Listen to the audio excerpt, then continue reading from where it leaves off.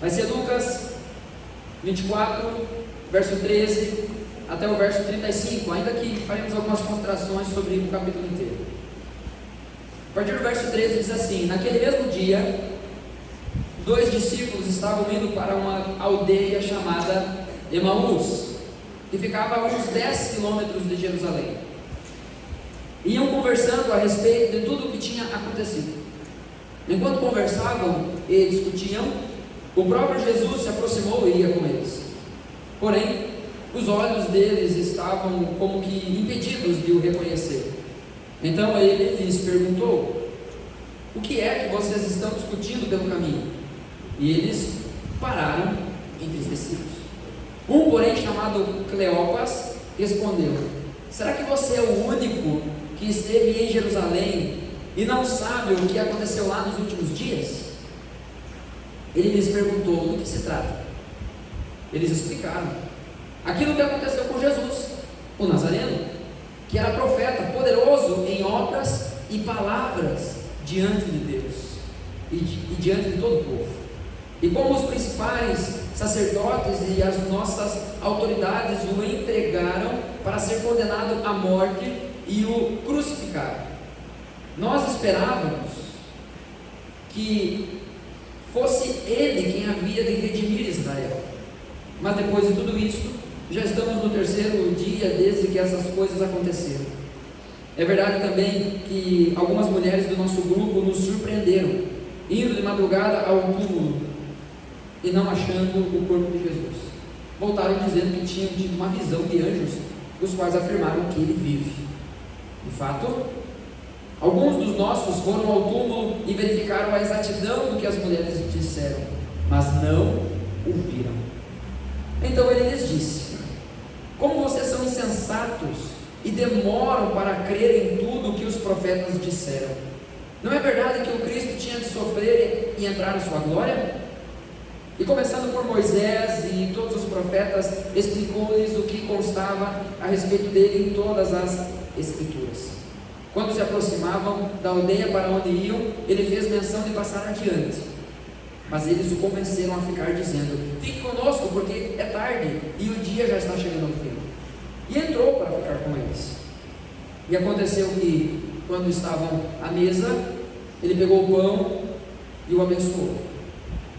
Depois partiu o pão e o deu a eles. Então os olhos deles se abriram e eles reconheceram Jesus. Mas ele desapareceu da presença deles e disseram um ao outro: não é verdade que o coração nos ardia no peito quando ele nos falava pelo caminho, quando nos explicava as Escrituras? E na mesma hora, levantando-se, voltaram para Jerusalém, onde acharam reunidos os 11 e os outros com eles, os quais diziam: de fato, o Senhor ressuscitou e já apareceu a Simão. Então os dois contaram o que lhes tinha acontecido no caminho e como tinham reconhecido o Senhor no partir do pão. Vamos orar mais uma vez? Feche seus olhos, por favor.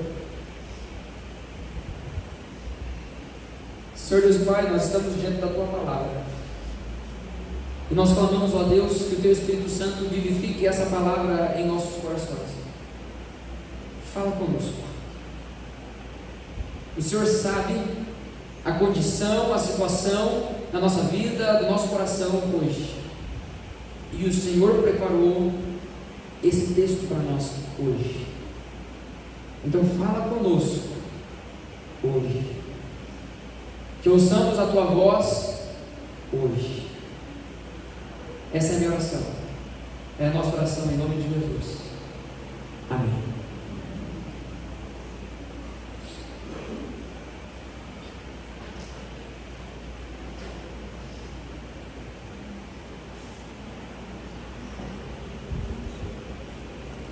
Você se considera uma pessoa detalhista? Observadora? Em alguns casos isso pode ser um defeito, né? Ficar só reparando. Mas nem sempre.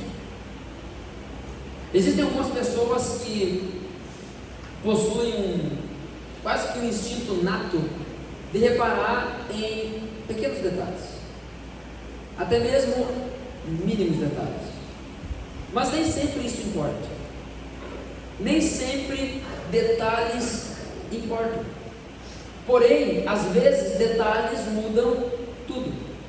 Pequenas informações podem mudar completamente a forma como enxergamos a realidade. Por exemplo, a Radassa, que está lá no grupo infantil, a primeira coisa que ela fez, a primeira palavra que ela disse para mim, ela me abraçou, ela me cumprimentou sem dizer palavra nenhuma, mas depois, quando eu estava aqui na frente, a primeira coisa que ela me falou foi: pastor, cadê a Jojo? Ela reparou nesse detalhe de que a Jojo não está aqui hoje. A Jojo está na casa dos avós, então amanhã a gente vai buscar ela, ou se Deus quiser eu convenço o meu sogro de trazê-la, para não precisar fazer mais quilômetros. Mas esse não é um detalhe leviano, não é um detalhe que não importa. É da minha filha que a Radassa está falando. Ela tem uma importância enorme na minha vida. É a primeira temporada que nós fomos para Jubar sem a Jojo. E a cada pouco eu estava lá, uma cara de cachorro abandonado. Detalhes importam. E alguns detalhes fazem toda a diferença. Se a Radassa chegasse para mim e falasse assim: pastor, eu nunca vi o senhor de óculos. São detalhes que não importam. São informações secundárias. Mas existem detalhes que importam. Um simples detalhe pode mudar tudo. E nessa narrativa de Lucas 24, todo o contexto de Lucas aqui, onde Lucas está encerrando o seu evangelho, já no capítulo 23 ainda, nós vemos um relato sobre a crucificação de Jesus. Vemos Jesus sendo entregue ao império, sendo condenado também pelos líderes religiosos, sendo maltratado pelo próprio povo, que preferiu um bandido, Barrabás, ao invés de Jesus. No verso 26, a partir do verso 26 de Lucas 23, nós temos o relato da crucificação de Jesus. Logo em sequência nós temos o relato da morte de Jesus e em sequência o sepultamento de Jesus. Então esse é o contexto dessa parte final do Evangelho de Lucas. Mas tem um detalhe que muda tudo nessa narrativa. Ele ressuscitou. Jesus está vivo. E é justamente esse detalhe que muda tudo, que esses dois discípulos, sabemos o nome de um, Cleófas, que não era um dos 12 iniciais, mas é justamente esse detalhe que esses dois discípulos no caminho de Emaús estão ignorando. Um detalhe que muda tudo, que muda a história, está sendo ignorado por eles. O detalhe aqui é que não adianta procurar entre os mortos aquele que está vivo.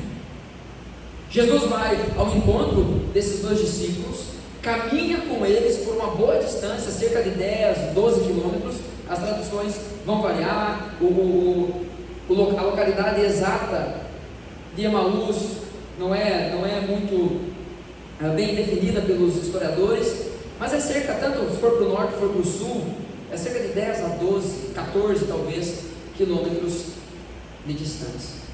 E Jesus caminhou com esses dois discípulos, uma boa distância. Dava para ter comido 1 quilo de sal nessa distância. Dava para ter desenvolvido tempo junto, conversa.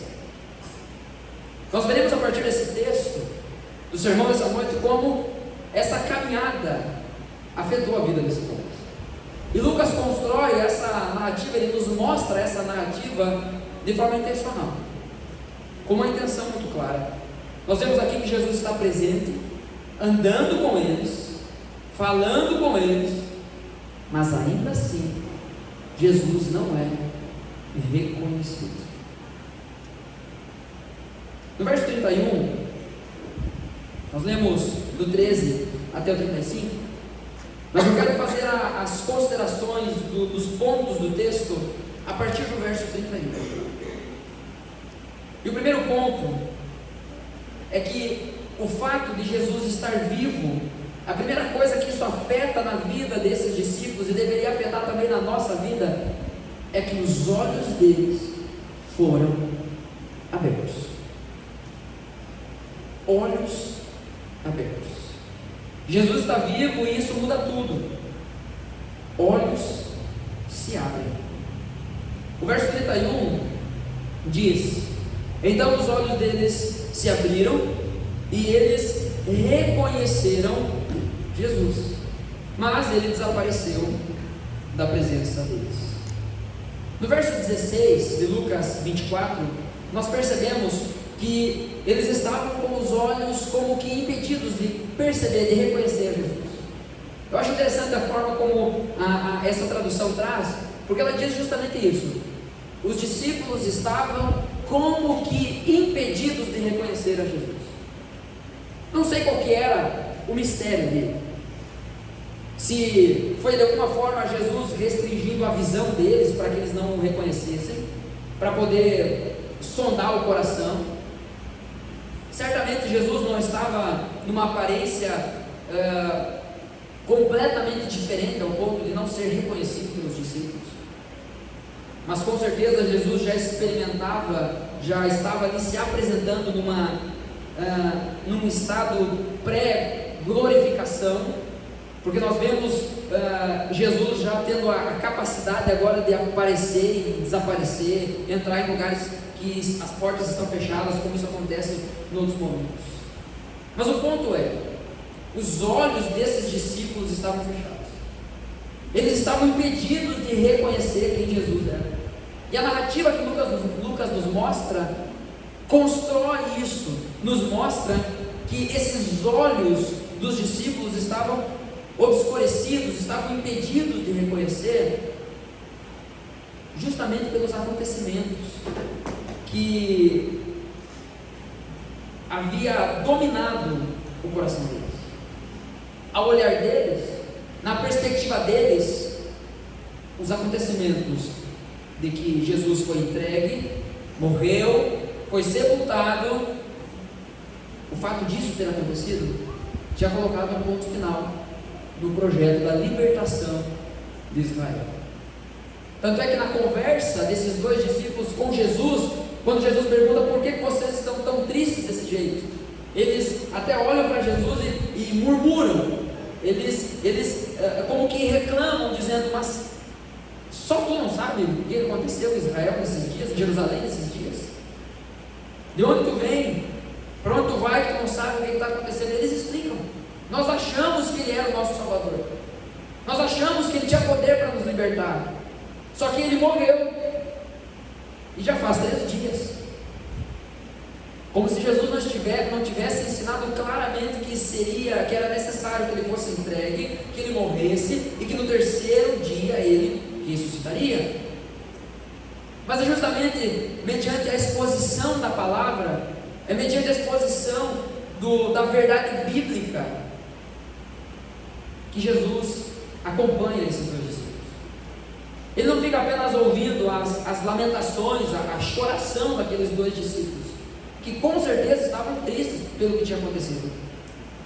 Mas Jesus, por meio da palavra, Ele acompanha, expondo a palavra, não somente no caminho de Emaús, mas claramente Jesus está trilhando um caminho para o coração daqueles dois discípulos. Não há registro sobre o conteúdo do sermão de Jesus. Eu confesso que essa é uma das maiores curiosidades que eu tenho acerca da Bíblia. Que sermão foi esse que Jesus pregou nesses caras?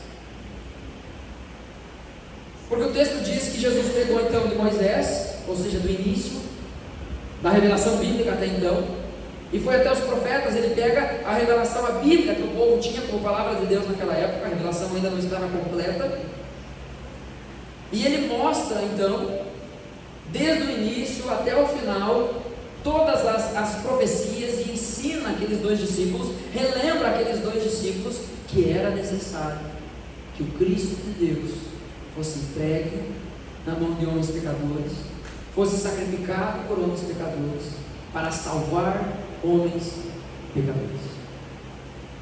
E ele ressuscitaria para garantir a salvação de homens pecadores. Não há registro das palavras, mas certamente a gente consegue, lendo hoje, nós conseguimos imaginar a riqueza do sermão que Jesus pregou enquanto caminhava 10 quilômetros pelo menos com esses dois discípulos. Porém, além de falar, Jesus demonstra e relembra seus discípulos sobre a sua missão, a missão de Jesus. No verso 26, Jesus diz: não é verdade que o Cristo tinha de sofrer e entrar na sua glória? Agora no verso 30, ele mostra. No verso 30, e aconteceu que, quando estavam à mesa, ele pegou o pão, o abençoou, depois partiu o pão e deu a eles. Por um lado, num certo momento, Jesus está ensinando a esses dois discípulos: vocês não se lembram da minha missão, do que eu vim fazer aqui? Eu vim me entregar por vocês, eu vim me entregar para resgatar pessoas. Agora no verso 30, Jesus mostra mais uma vez, usando ali o símbolo da ceia, Jesus mostra mais uma vez o que ele veio fazer. Jesus, ele pega o pão, ele parte o pão, ele divide o pão, e é nesse momento que os olhos dos discípulos se abrem. Lucas deixa isso muito claro. Eles viajam com Jesus por todo esse tempo, por todos esses quilômetros, mas não reconhecem Jesus mesmo caminhando com ele. Será que essa não é uma verdade sobre nós? Caminhamos com Jesus não por 10 quilômetros, mas caminhamos com Jesus por 10 anos já. Caminhamos com Jesus por 20 anos já, por 30 anos já, por 2 anos, por 1 ano, seja lá o tempo que for. Mas muitas vezes não reconhecemos Jesus na nossa vida. Não conseguimos perceber que Ele está ali conosco, presente, ativo, que Ele é o nosso Salvador pessoal, real, vivo. A consciência convicta de que Jesus está vivo muda a forma como vivemos os nossos dias. Agora, esses dois discípulos estavam vivendo como se Jesus ainda estivesse morto. Eles interpretavam a realidade das coisas como se Cristo ainda estivesse morto. Então eles estão saindo de Jerusalém, indo para Emaús, afinal, acabou. Jesus morreu. Jesus foi crucificado em Jerusalém, acabou. O que eu vou ficar fazendo aqui? Eu vou embora. Acabou. Eles estavam interpretando a realidade como se Cristo ainda estivesse morto. Antes de abrir os olhos desses homens, Jesus confronta a leitura equivocada que eles faziam da história, que é escrita por Deus. Eles estavam olhando para aquele momento e achando que aquele momento definia todo o resto. Acabou. Jesus morreu. Mas Deus continua no controle da história. O texto avança. No verso 32, já no momento da mesa, nós percebemos que os corações são aquecidos pelaquela presença, por aquela verdade. O verso 32 diz: e disseram um ao outro: não é a verdade que o coração nos ardia no peito quando ele nos falava pelo caminho, quando nos explicava as Escrituras? O coração daqueles homens estava profundamente triste. Nós sabemos a natureza dessa tristeza. De alguma forma ou outra, seja de uma forma bem próxima ou um tanto distante, mas nós sabemos o peso do luto. Sabemos o que é perder alguém.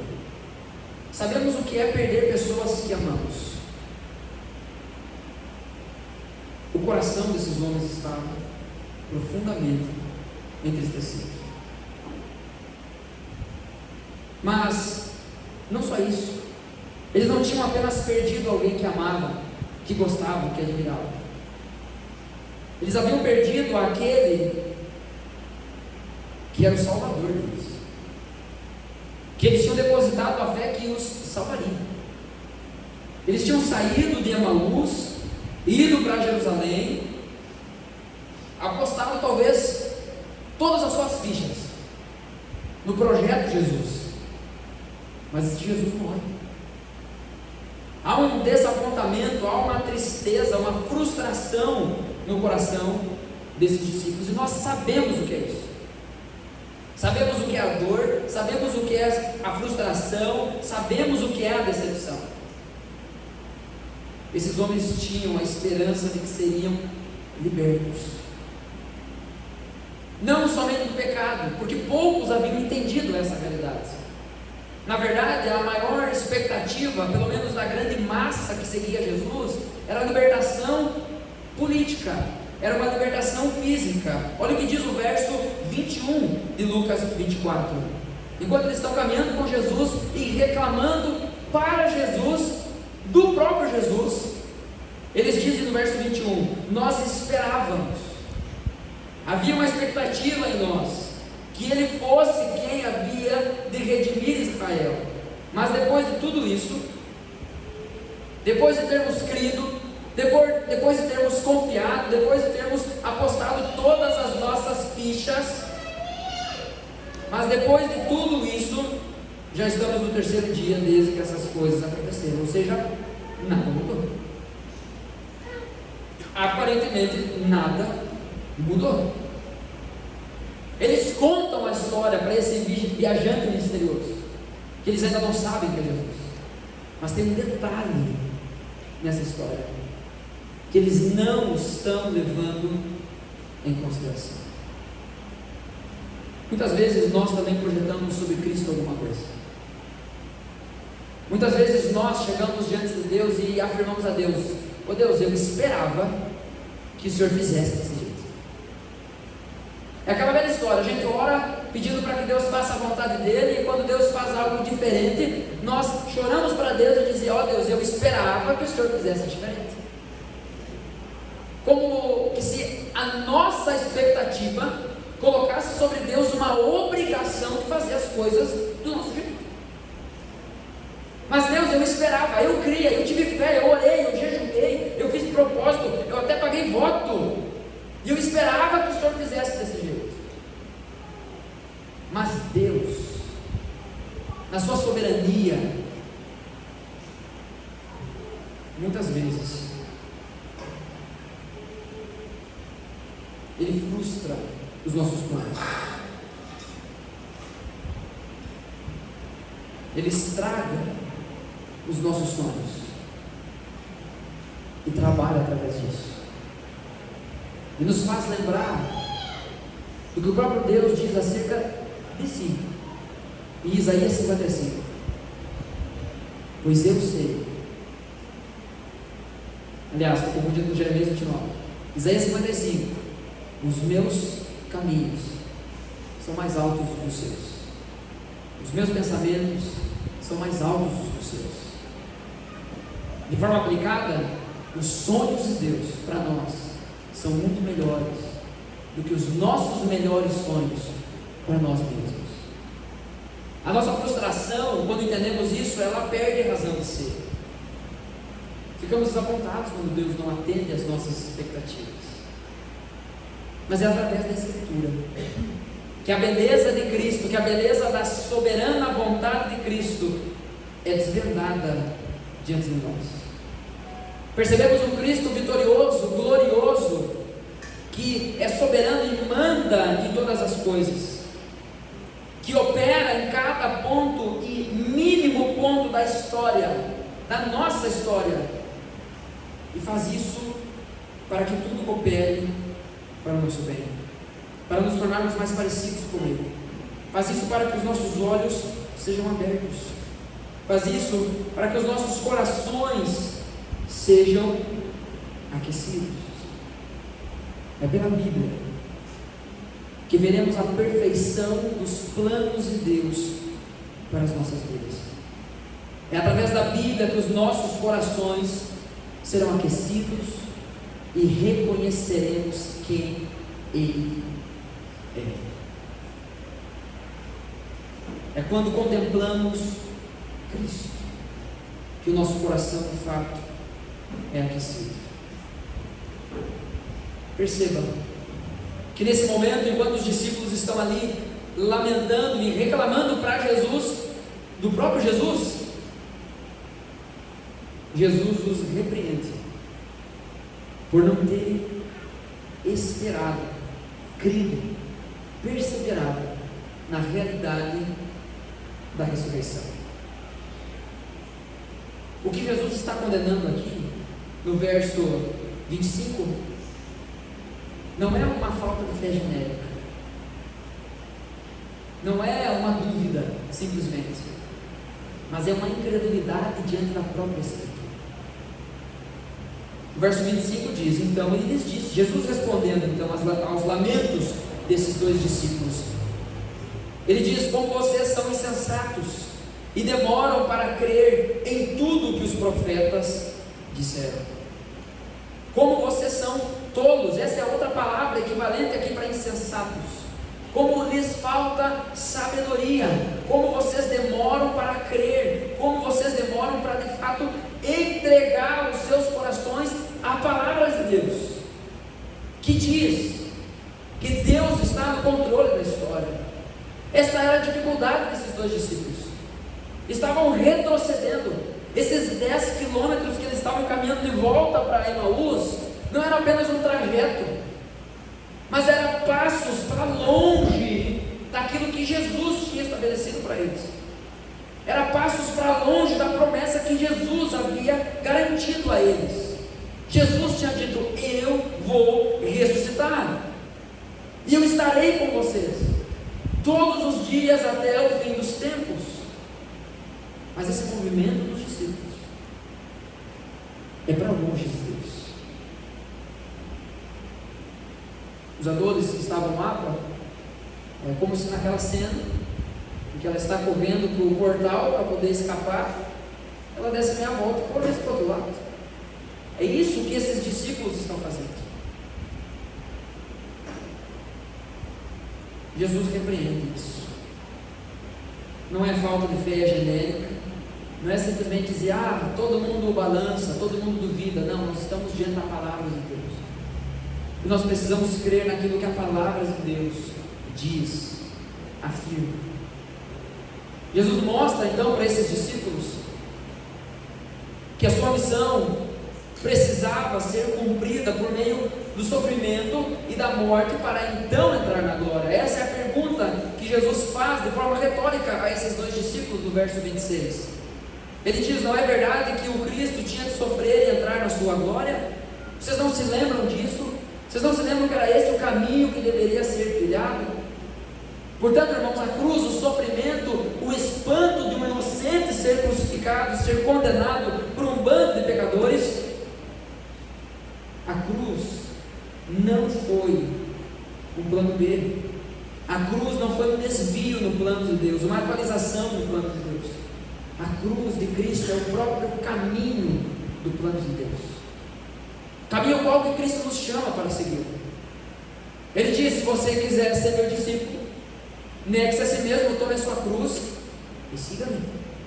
Assuma também esse caminho da morte, onde você abandona quem você é e segue a Cristo como o seu maior tesouro. A verdade é que somos chamados por Cristo para trilharmos o caminho que Ele tem para nós. Isso aquece os nossos corações. Quando finalmente aquilo que ouvimos deixa de ficar só nos nossos ouvidos e desce para o nosso coração, a coisa muda. A transformação acontece. Tanto é que esses dois discípulos haviam recebido talvez o melhor sermão que alguém já ouviu. O sermão do monte é belíssimo, mas ali foi um sermão de 10 quilômetros. personalizados, aplicados só para aqueles dois. E ainda assim, os olhos deles ainda não tinham se aberto. Agora, quando Jesus entra junto com eles e assume a postura daquele que é dono do que está acontecendo, perceba o movimento da história. Jesus está caminhando com os discípulos, e aí quando eles chegam à entrada de Emaús, o texto diz que Jesus dá uma defasida. Jesus se faz essa lâmina. O texto diz que Jesus faz como se fosse ir adiante. E aí os discípulos então dizem: não, fica aqui com a gente, passa a noite aqui. Isso era muito comum na época, era a cultura da época, que era perigoso viajar à noite. Não é que nem hoje que a gente tem mais fácil a iluminação, né? Jesus então entra, irmãos, senta à mesa com os discípulos, com aqueles dois discípulos. Só que naquele momento que ele senta à mesa, num gesto, sem falar nada, porque não há mais nada a ser dito, Jesus mostra que ele, na verdade, era o anfitrião daquele momento, de que ele, na verdade, tinha preparado aquele encontro. E Jesus, de uma forma pedagógica, enquanto todos provavelmente sentam à mesa para comer, Jesus sentou, pegou o pão, o abençoou e o partiu. Estava claro nesse ponto do ministério de Jesus, até aqui, que isso era uma figura, apontava sobre o que aconteceria com o próprio corpo de Cristo, moído, ferido, partido em favor do seu povo. Quando ele faz esse movimento, aqueles olhos que antes estavam fechados, eles se abrem, mas não apenas de uma forma natural. Algo sobrenatural acontece dentro daqueles corações. Tanto é que um olha para o outro e diz assim: não era óbvio? Os nossos corações não ardiam enquanto ele falava das Escrituras? É assim com todos nós. Nós ouvimos o Evangelho, ouvimos a mensagem, ouvimos a pregação, e de repente, num momento preparado por Deus, um movimento, o nosso coração aquece, não de fora para dentro, como emoção, mas de dentro para fora, com transformação. Esse é o movimento de Cristo. Quantas vezes os pais do Murilo falaram para ele sobre uma decisão que ele precisava tomar com Cristo? Quantas vezes nós falamos para ele? Mas foi lá que num movimento, num desafio, ouvindo mais uma vez sobre a necessidade de crer em Cristo, o coração aqueceu, os olhos se abriram. E aí nós vamos para o próximo movimento do texto. No verso 33, na parte A, nós temos os pés desses discípulos sendo redirecionados. Primeiro, Cristo está vivo e isso muda tudo. Olhos abertos, corações aquecidos, pés redirecionados. Não tem como os meus olhos agora estarem abertos para verdades de Deus. Não tem como agora o meu coração ter sido aquecido pelo Espírito Santo de Deus e eu permanecer imóvel, intacto, parado diante da realidade, parado diante do simples detalhe: Cristo está vivo. Se isso me foi revelado, é impossível eu permanecer parado. O verso 33, a parte A diz: e na mesma hora, levantando-se, voltaram para Jerusalém. Qual a distância de Emaús para Jerusalém? Pelo menos 10 quilômetros. Mas o texto diz: na mesma hora, eles levantaram e voltaram para Jerusalém. Eles tinham convidado um viajante misterioso para dormir em Emaús, porque era perigoso perigoso viajar de noite. Mas diante desse detalhe, de que Cristo está vivo, perigo algum pode parar esses homens. Diante da realidade de que Jesus Cristo está vivo, os pés desses discípulos não permanecem a caminho de Emaús. Eles se voltam agora mais uma vez para Jerusalém. E aqui nesse caso, literalmente, o texto diz que na mesma hora eles voltam. Não importa se é 10 quilômetros, se é 14. Vamos ficar com 10. Vamos ficar com 5. Com 3. Com 2. Com 1 quilômetro. Com 2 minutos de carro. Muitas vezes, pessoas que afirmam crer que Jesus Cristo está vivo e de que isso mudou completamente as suas vidas, não redirecionam os seus pés para o caminho do Senhor, para o serviço do Senhor, para decisões concretas e comprometidas com o Senhor. No verso 13, nos é dada essa informação. Os discípulos estavam se afastando de Jerusalém. Esses 2 discípulos estavam se afastando de Jerusalém. O próprio Jesus já havia dito isso. Você se lembra? Quando o pastor for ferido, as suas ovelhas se dispersarão. Jesus sabia disso. Zero frustração de Jesus com os seus discípulos, porque ele conhecia muito bem as suas ovelhas. Porém, quando esses homens entenderam que Jesus havia ressuscitado de fato, que é a verdade, de que Cristo está vivo, o caminho mudou. Antes, indo para longe, agora, retornando para dentro. Amado irmão, amada irmã, hoje, para qual direção os seus pés estão apontados? Qual é a direção do teu esforço? Qual é o empenho da tua vida, da tua alma? Ai, mas eu estou cansado. Cristo está vivo. Bora caminhar 10 quilômetros. Eu imagino esses 2 discípulos um olhando para o outro. Bora. Mas é 10 quilômetros. Mas ele está vivo. Mas é perigoso. Ele está vivo. Vão matar a gente. Se ele está vivo, o que poderia parar discípulos que creem que Jesus está vivo? Você percebe que diante da realidade de que Cristo está vivo, as nossas desculpas, elas se desfazem, elas perdem o sentido.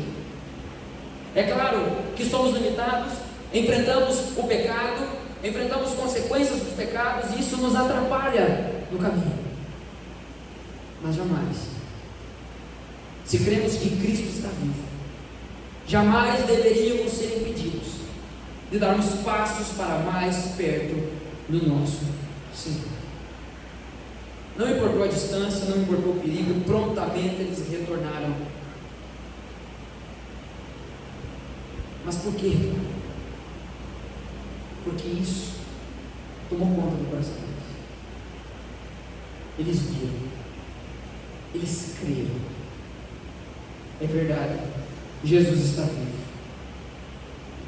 Não foi apenas um gesto do cotidiano Jesus ter partido o pão, Jesus ter entregue o pão para os outros comerem, abençoado o pão. Não foi um gesto do cotidiano, foi uma revelação.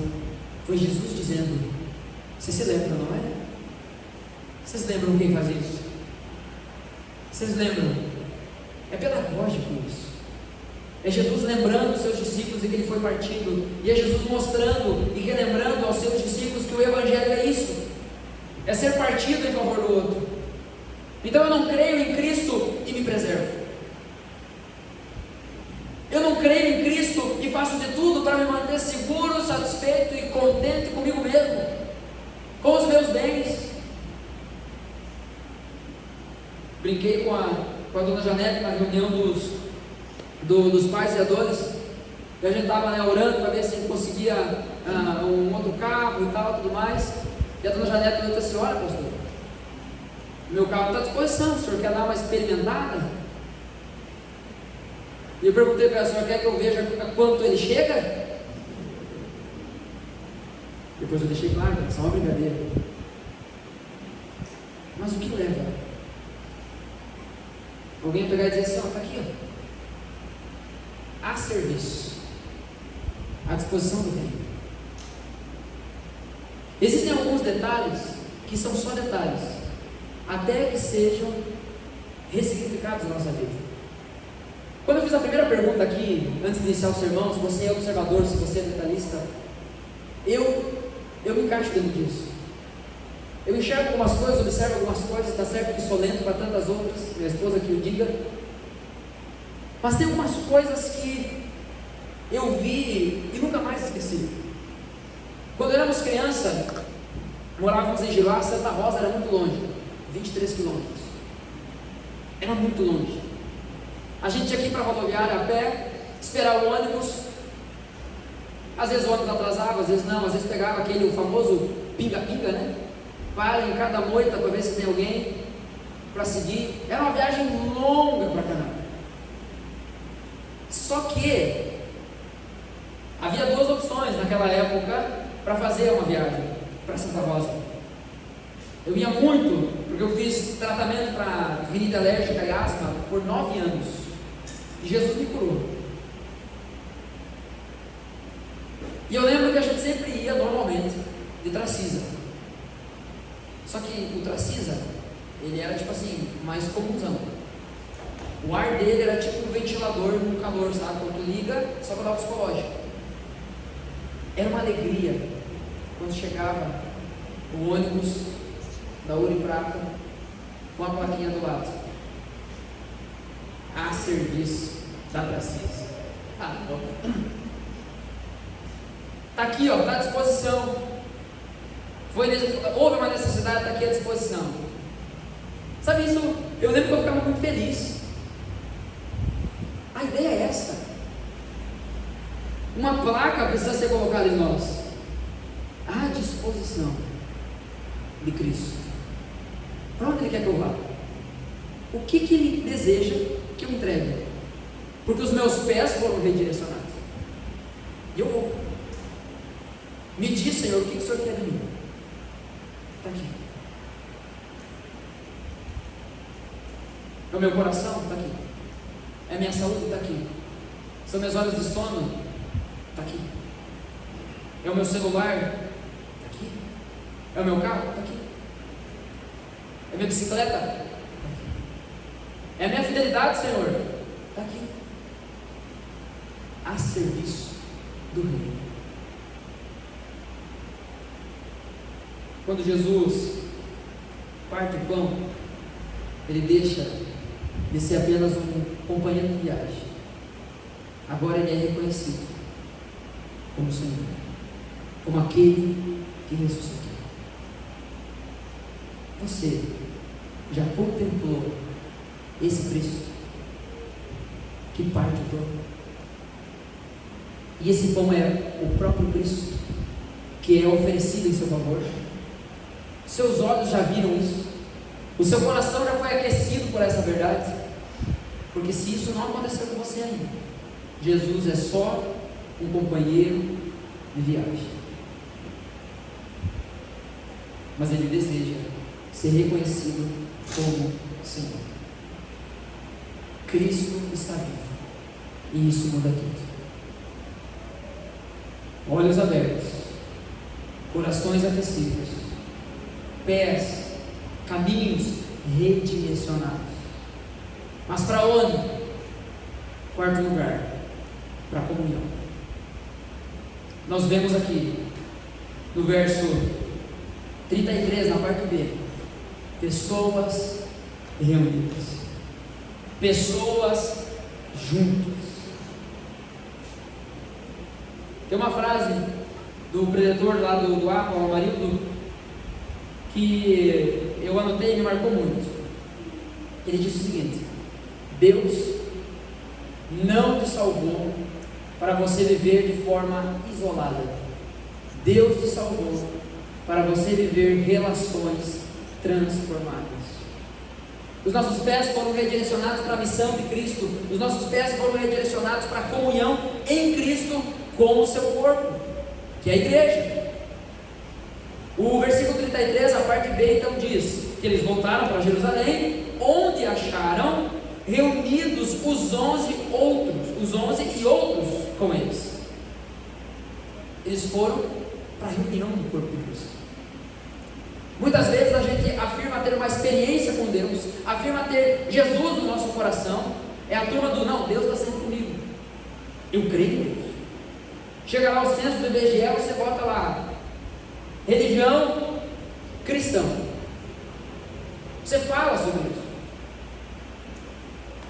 mas a ideia é entendermos que é muito mais do que discurso, é muito mais do que uma fé isolada.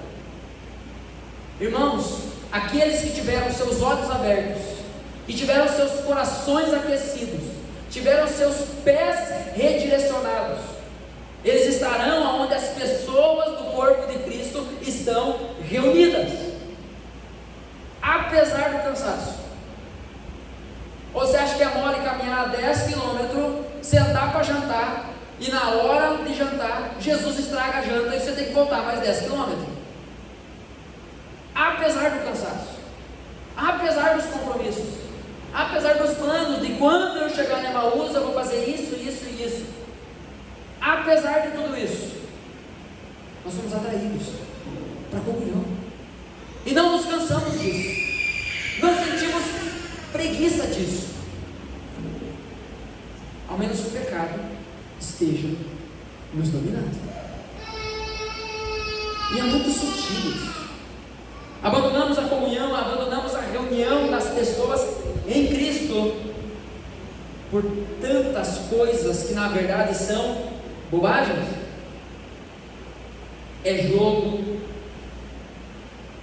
é passeio, é preguiça,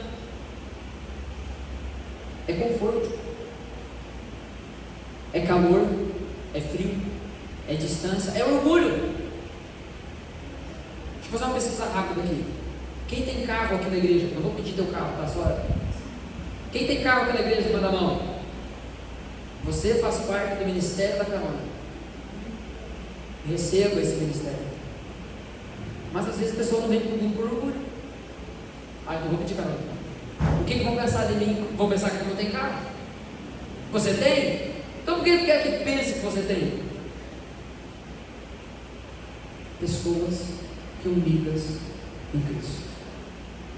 O fato de Jesus ter se revelado aos dois não significa que os dois poderiam viver a vida cristã sozinhos. Eles precisavam reunir-se com os outros discípulos de Cristo.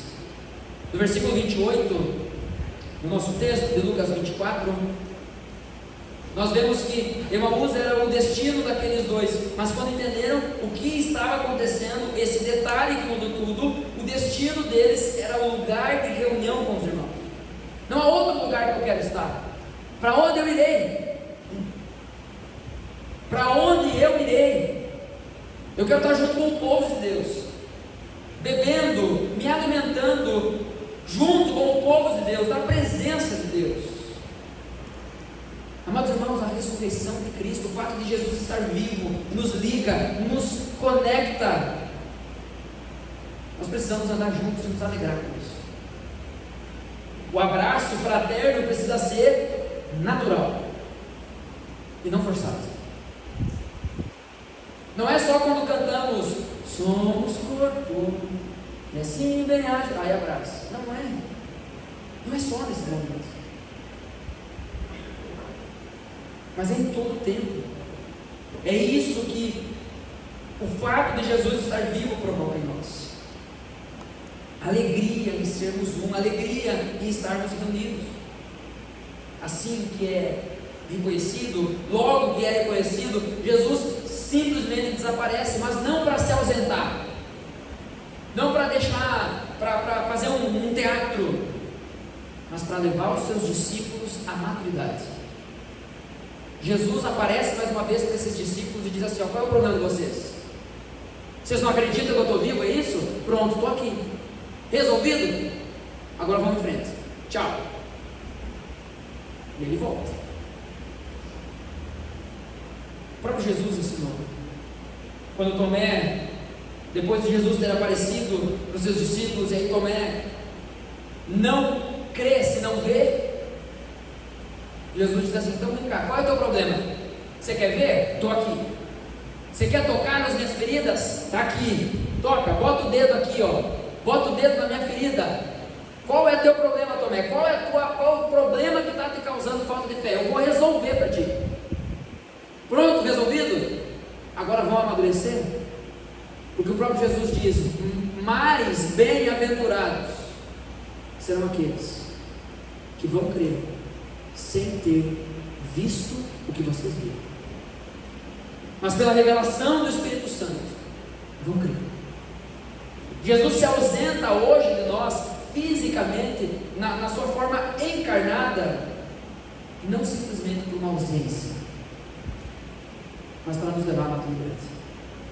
Nós não vivemos por aquilo que vemos. A nossa fé não é baseada naquilo que é aparente, naquilo que pode ser pegado. Nós cremos no Cristo ressurreto, que deixou o seu Espírito habitando em nós, testificando em nosso coração que Ele vai voltar para nos buscar. E viveremos em fé, reunidos, esperando a volta do nosso Senhor, sendo fiéis a Ele, crendo nele. Isso é maturidade. Agora, esses dois discípulos não dependem mais da presença visível para crer.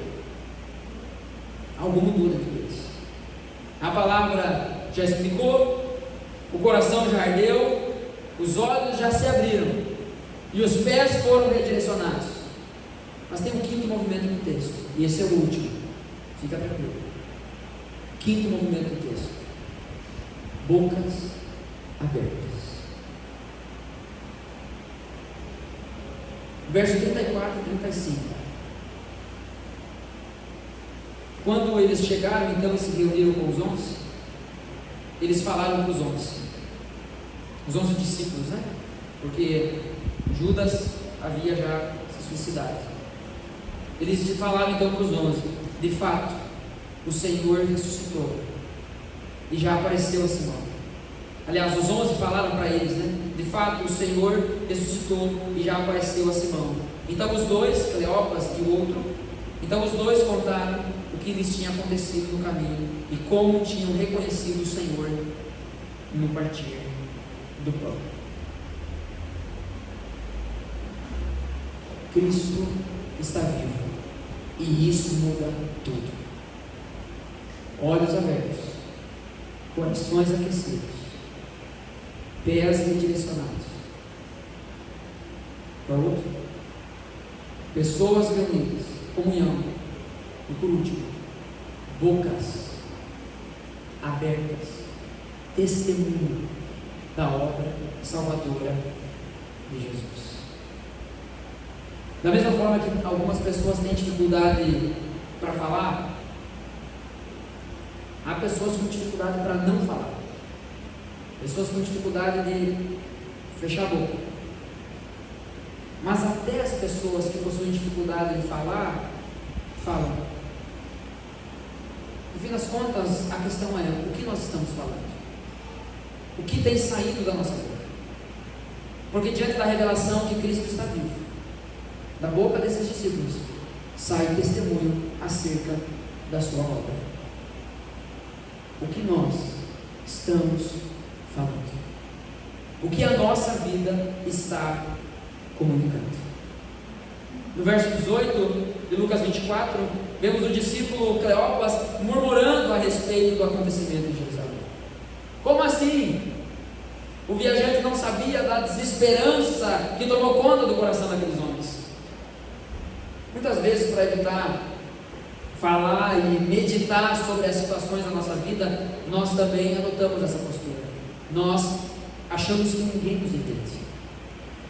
Ao invés de enfrentarmos o problema, o pecado, assumir a responsabilidade, nós assumimos que o outro que não nos entendeu. E às vezes isso é verdade, porém nem sempre. Precisamos sondar o nosso coração diante de Deus nesse sentido. Mas é aqui que Cleópatra está tentando fazer isso. Ao invés de ele assumir a responsabilidade por não crer na palavra de Jesus, de que ele ressuscitaria, ele está ali dizendo: só tu não sabe o que aconteceu, porque o que aconteceu é concreto. Pelo menos era na cabeça dos discípulos antes de terem esse encontro com Jesus à mesa. Mas depois da revelação de que Cristo estava vivo, esses dois homens encontram os homens e juntos, as bocas abertas, não murmuram mais, mas proclamam: é verdade, Jesus ressuscitou. Todos nós teríamos motivos para reclamar da vida que temos, em todas as áreas possíveis, mas Cristo está vivo, e isso muda tudo. As nossas bocas não se abrem, ou não deveriam se abrir, para reclamar por reclamar, mas as nossas bocas deveriam se abrir numa postura, numa declaração de fé, de que o Senhor ressuscitou. Sendo assim, a nossa esperança de vida não está nas coisas desse mundo, não está nas circunstâncias que logo vão passar. Agora, não são mais apenas dois discípulos que creem. Em Jerusalém, os outros também afirmam: o Senhor ressuscitou. Você percebe como o movimento é esse? A fé deixa de ser uma experiência individual e se torna uma confissão comunitária. Eu não pedi para o Murilo pedir o microfone de novo e dizer: eu quero falar uma coisa. Parecia o tipo dele naquele momento, daí, do mesmo jeito. Eu quero falar uma coisa, eu quero aceitar Jesus, eu tomei a decisão de me batizar, e isso aqui agora é uma expressão de fé comunitária, onde nós nos alegramos com isso, porque Cristo está vivo, tudo muda. Não tem como viver isso de forma individualizada, isolada. Essa é a expressão da nossa fé, e isso precisa ser comunitário. Amém? Diante disso, portanto, para você ouvir e praticar, podemos ver e ouvir muitos milagres nessa vida, ouvir ensinos cheios de sabedoria. Porém, se os nossos olhos não forem abertos, permaneceremos na escuridão. Ainda que tendo Jesus caminhando do lado, não o veremos. É apenas através da palavra de Deus que enxergaremos quem Jesus é.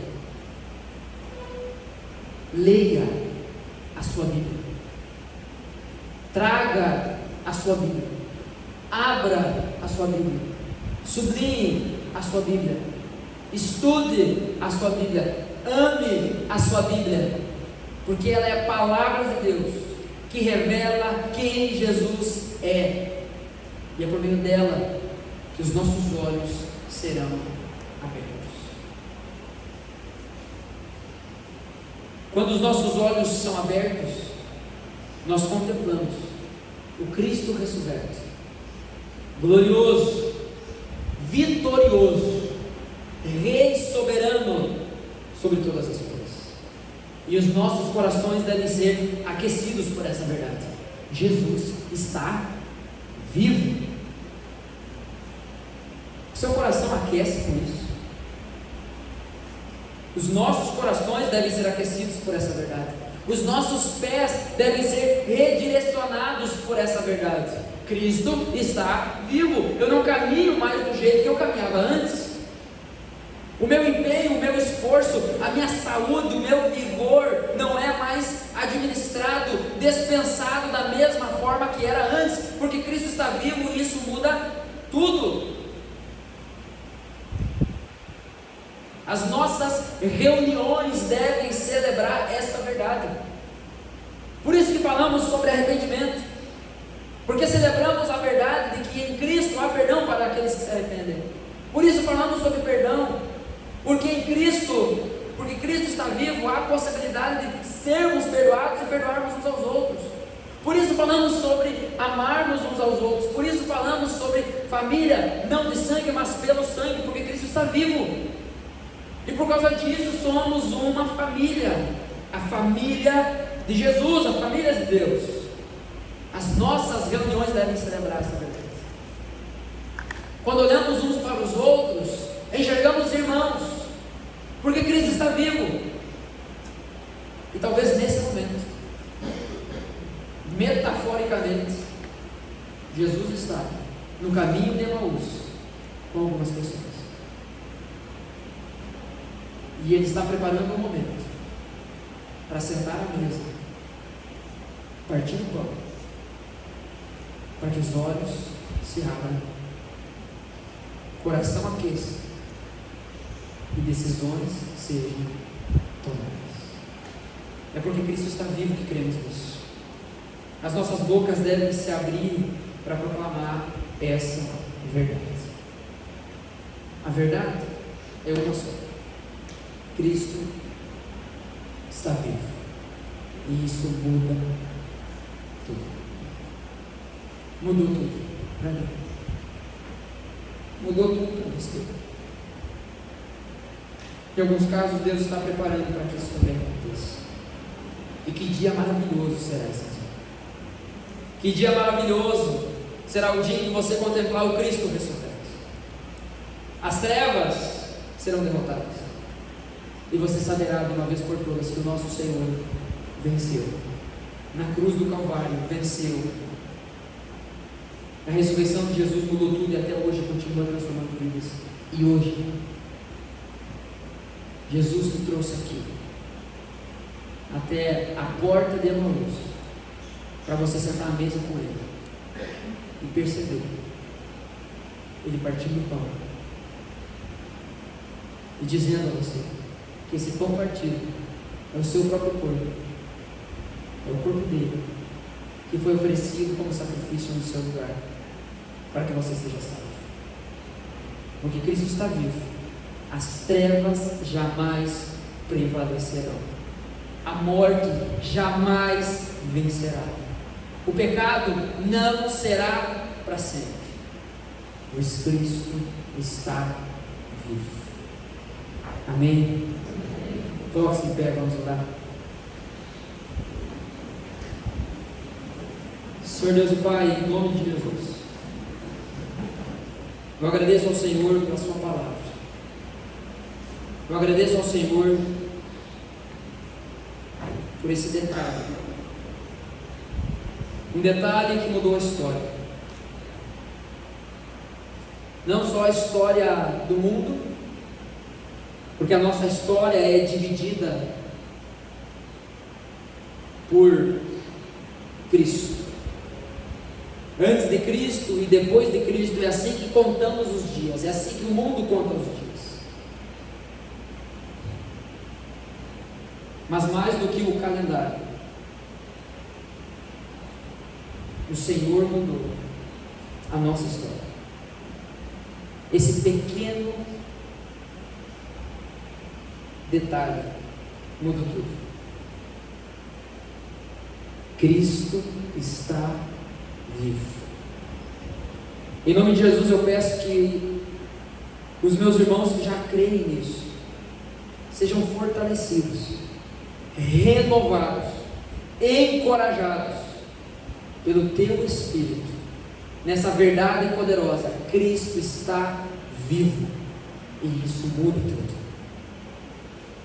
Mas aqueles que ainda não creem no Senhor, aqueles que ainda estão no caminho de Emaús, lamentando suas frustrações, reclamando das expectativas que tinham acerca de Deus ou acerca da vida, eu clamo: Espírito Santo de Deus, Que o Senhor abra os olhos, que o Senhor aqueça os corações por meio da tua palavra, que o Senhor redirecione os pés, dando coragem para tomar decisão, que o Senhor faça essas pessoas parte do teu corpo, na reunião do teu corpo, das pessoas que foram salvas por ti, e que o Senhor use a vida dessas pessoas que antes caminhavam para longe, mas agora caminham para perto. Que o Senhor use a vida dessas pessoas para proclamar essa verdade bendita: Cristo está vivo. E isso mudou tudo. Mudou tudo para mim. Mudou tudo já para muitas pessoas aqui. Mas eu tenho a certeza, Deus, que hoje o Senhor trouxe alguns aqui para mudar tudo também na vida deles. Espírito Santo de Deus, nesse momento eu clamo, testifica essa verdade nos corações.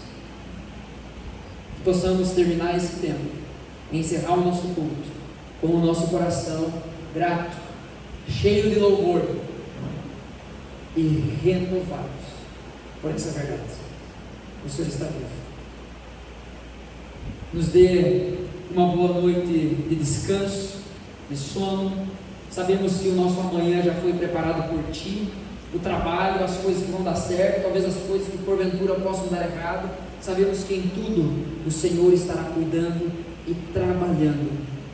E possamos olhar para a vida, olhar para a existência através dessa realidade. Cristo está vivo. Esse é meu pedido, Senhor. Essa é a minha oração. É a nossa oração. Em nome do Senhor Jesus. Amém.